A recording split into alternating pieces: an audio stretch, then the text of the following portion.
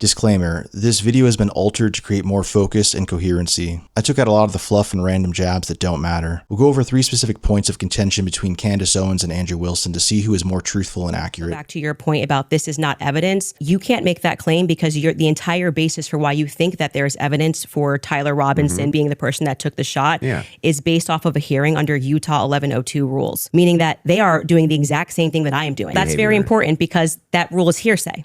So you can't say at the same time, Candace, you're not allowed to. And what that means under the Utah rule is that the entire hearing was hearsay. It means none of that information that was presented is going to be allowed. The majority of it, the overwhelming majority of it is not going to be allowed at the trial. They're allowed to present when it's just a probative hearing. I don't think all the evidence that was put in was hearsay. Could you bring up 1102 Utah rule under their constitution for the sake of a preliminary hearing? They do not have to have hard evidence. They don't have to put people on the trial. They don't have to. But no, that's why the entire hearing was basically hearsay. Officer Bagley was saying, but not all of it, like I said. The overwhelming majority. Again, no dispute. Outside of the one that you don't want to give. Please don't cut me off. Though. Outside of, no, that is what's in dispute. It means that Candace originally claimed that the entire trial was hearsay, and then moments later claimed instead that it was the overwhelming majority of the trial that was hearsay, which is not all of the evidence. So Andrew was right. It allows for reliable hearsay, but not all of the evidence is reliable hearsay. Your entire brand of saying you don't have evidence falls apart when the entire preliminary hearing is based off of hearsay. I am using the exact same mechanism that you are accepting for some reason in the Utah courtroom, right, to say, I'm going to look at the evidence and I'm going to infer an alternative theory. So you just saw the states and you're accepting it. And they have not presented any concrete facts. You listed on your own Twitter that what you found to be convincing was something that looked like his car pulled into the driveway, a blurry image. No, I didn't. The standard white guy coming up the steps that could literally be anyone. This never happened. Can we get a fact check on that? Can we pull up his tweet where he goes over the 4? I didn't say that's what convinced me. When you actually didn't say it's what convinced me, but you said this is the evidence that you found to be overwhelming, and you named, I believe, actually 5 things. I think you said it was his car. You said it was... Well, there's multitudes of things that I find you to just be said you didn't say evidence. it, so we're going to get a fact check on that. You did. So give me the clear evidence right here. I want you to provide it right here. All I heard from the investigator was, we believe this to be Tyler Robinson. Is belief something you go as a fact? You wrote the car pulling in, totally blurry image. Robinson getting out of it. You have no idea if that's Tyler Robinson. The fact that he is seen 4 other times on camera, the fact being just a standard white boy with brown hair was seen walking up staircase. The DNA on the roof, we should discuss that. And on the screwdriver that he left behind, it's overwhelming, man. Yeah, but that's not an exhaustive list. Well, just so we're clear, you did tweet it. But it's not an exhaustive. Yeah, but just 5 seconds ago, you should concede. You said I only said this one thing and said that was overwhelming, actually. That's not what I said. It is. You could even Patrick, pull your own clip. Did I say that? Can you fact check if that was said or not? I did not hear her say that. Not a problem, Patrick. I'll fact check it for you. Candace only mentioned one piece of evidence as being convincing to Andrew, which was a blurry image of a white guy coming out of a car and walking up some stairs. Andrew said that's not true and that that's not what convinced him, and Candace fact checked him. Turns out Andrew tweeted multiple pieces of evidence Candace forgot to mention. She did not accurately portray Andrew's tweet and was wrong in this exchange. Let's see how she handles it. What's funny here is we still aren't getting to any of these inferences. So why are you pivoting? So just say you were wrong. It's cool to just say I was wrong. I'm not. So back to the tweet aspect here. It was really funny. That's not an exhaustive list of why I find it overwhelming. I didn't say it was exhaustive. I just said you said it. And on top of no, you didn't. You said that I only said this one thing and then said based on that it's over. Well, I didn't. You didn't mention that I mentioned the screwdriver, DNA, all of these other things. You never mentioned any of that. So no, you're actually incorrect there. I originally thought Candace was trying to deceive here, but I now think this could be a sign of Candace having an earpiece. After calling a fact check, suddenly she corrects herself with pinpoint accuracy, from convincing to overwhelming, which is verbatim what Andrew tweeted. Then she also corrected herself and said 5 things, one of which was a car. Then the first thing the tweet mentions is a car, almost like someone was about to read her the list, but they didn't get to finish. It's either an earpiece, or she is being deceitful on purpose, or she has a hazy memory, and it suddenly becomes super clear and accurate after she calls for a fact check. Quite an interesting trait. You listed on your own Twitter that what you found to be convincing was... I didn't say that's what convinced me. When you actually didn't say it's what convinced me, but you said this is the evidence that you found to be overwhelming. And what you found to be convincing was something that looked like his car pulled into the driveway, a blurry image. No, I didn't. The standard white guy coming up the steps that could literally be anyone. This never happened. Can we get a fact check on that? You named, I believe, actually 5 things. I think you said it was his car. You wrote the car pulling in, totally blurry image. How are you able to infer off of blurry staircase images that that is Tyler Robinson? Yeah. So in that particular case, what you do is you take that evidence, you combine it with other evidence. So it's not just that Tyler Robinson is seen in the staircase. Why are you calling him Tyler Robinson in the staircase? That's what I want to get to. Yeah, because, I mean, we'll just use this. If you don't agree that that's Tyler Robinson, then you would just have to humor me. I think it is, so I'm using the name. But why do you think it is? Because you make everybody, you call them literally conspiracy what I'm trying theorists. to explain to you. Okay. Another expensive waste of time from Candace Owens. So if you're asking for my inference why I think it's Tyler Robinson, is because Tyler Robinson said in his text messages, you'll be able to see me on security footage at the campus. Said it in his own messages. On top of that, twigs, yes, you can pull them up if you want to fact check that. He did say. Yeah, I would. I'm sorry. I actually think I really did miss that. I'm not saying you're wrong. I don't remember him saying you're going to see me in. I'm pull that up. Pull it up. Twigs himself said that he had see me on the staircase. That he had some, maybe a tiny bit of doubt, but it sure looked like Tyler Robinson inside of this various surveillance footage that he saw.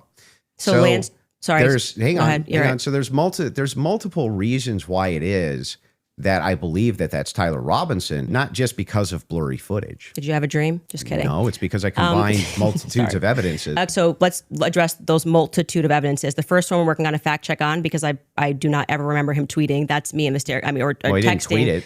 Texting that's me in the staircase. I think that I didn't say that. I find it suspicious that for some reason she seems to always mishear what Andrew is saying in this debate. And Andrew has to constantly correct and re-clarify, even though he said it completely clear the first time. I'm trying to give the benefit of the doubt that Candace isn't being manipulative, but it's moments like this where I question it. If she does have an earpiece telling her the answers, I think maybe she understands she got it wrong at this point, and she wants to try to misconstrue what Andrew's claim was in some way by saying, oh, you said he was in a picture of the stairs or whatever, just so that when you pull it up and it says the security footage on campus that day, you can go like, oh, Andrew, you said like in the text that he would say he was on the stairs, even though that's not what he claimed at all. Question marks from me. I think that Candace may be doing some manipulation tactics and deceit here. Definitely hitting some red flags for me. I do not ever remember him texting that's me in the staircase. I think that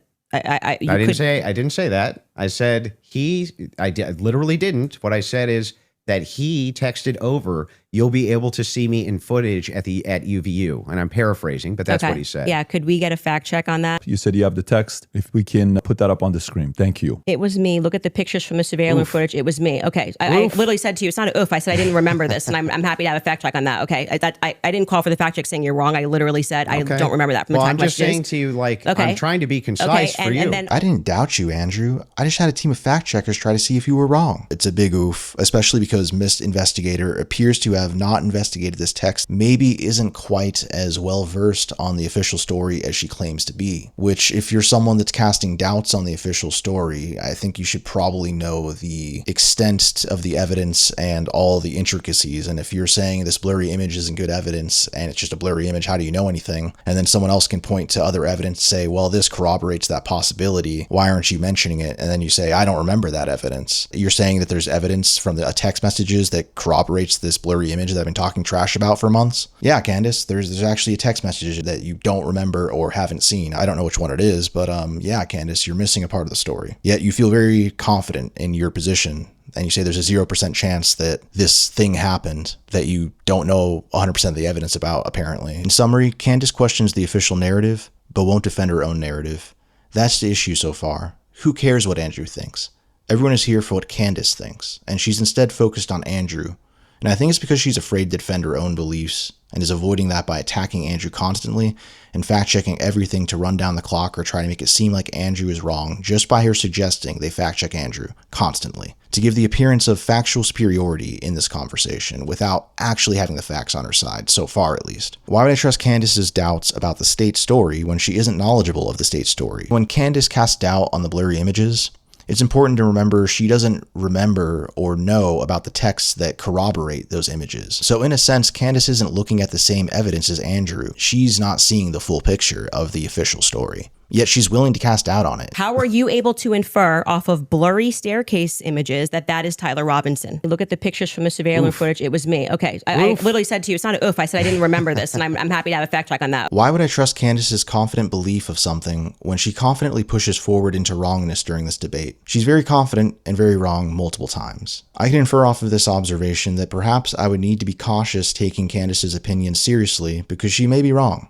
no matter how confident she appears to be about it. Confidence for Candace does not equal correctness, evident by this debate. Now, I'm going to summarize this debate in my own words, but with some creative differences in the writing and stylistic liberties with the dialogue. Keep in mind, this part is fiction, but I think it's an accurate representation of the nonfiction. All of the preliminary trial for Tyler Robinson is hearsay. Not all of it's hearsay. Actually, not all of it's hearsay, only the overwhelming majority. Yep. Like I said, not all of it's hearsay. Andrew, you tweeted that what you found convincing was a blurry image of a car in a driveway and a white guy walking upstairs. No, I didn't. I did not say a blurry image is what convinced me. Actually, yeah, you didn't say that's what convinced me. You said it was overwhelming. Also, your tweet wasn't just this one blurry image like I originally said. It was actually a list of 5 things. Sounds like you completely changed your mind on everything you claimed I tweeted.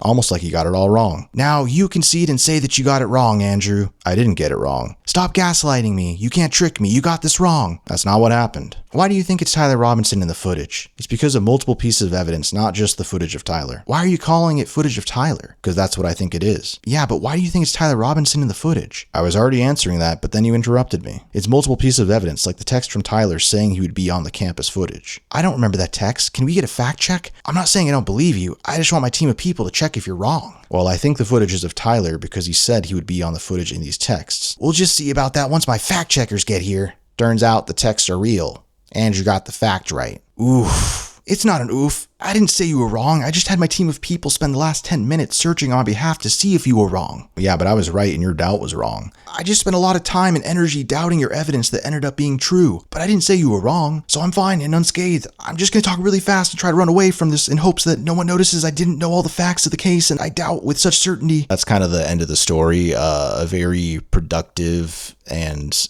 amazingly constructive conversation. I haven't watched the full debate. I'm only like 30 minutes in and I made this video to show my observations so far. Candace misconstrues the facts of things in manipulative ways and deceitful ways. How can I be expected to look at someone like Candace acting like this and getting things wrong like this so confidently and then go watch her show and try to take her seriously without questioning everything she's saying? I think that would be illogical. It would be irrational. It would be a bad idea for me to go watch her show and to take that in on the daily without fact checking her all the time. I personally view Andrew as, there's multiple things and I don't want to confine him into a box, I guess, but I will just for the sake of sharing some understanding of someone that enjoys watching some of his content. Is I think he's capable of logic on a level that not everyone is, and he can construct a machine of your own design. He can put that machine to the test to see if it functions. You can say you have a car that drives, but Andrew will ask, hey, how do you build the engine? How do you get the doors to open? He'll construct the car with you. He'll make the blueprint of the car. He'll build the car in his mind with you. And then he will jump in the car with you and try to drive the car.